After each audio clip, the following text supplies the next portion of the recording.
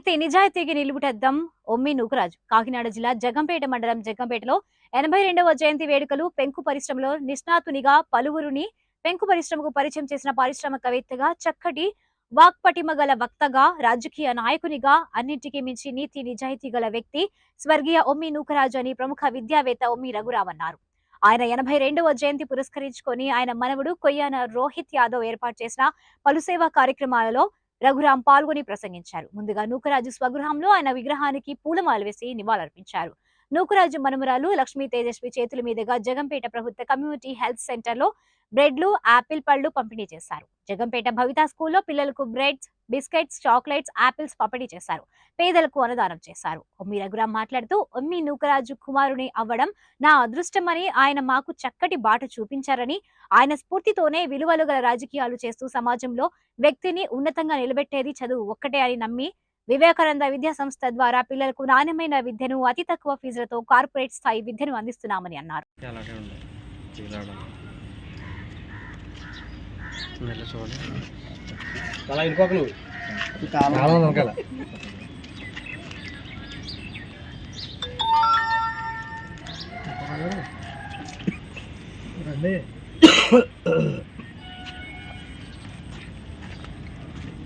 Hello, అవుతుంది రండి.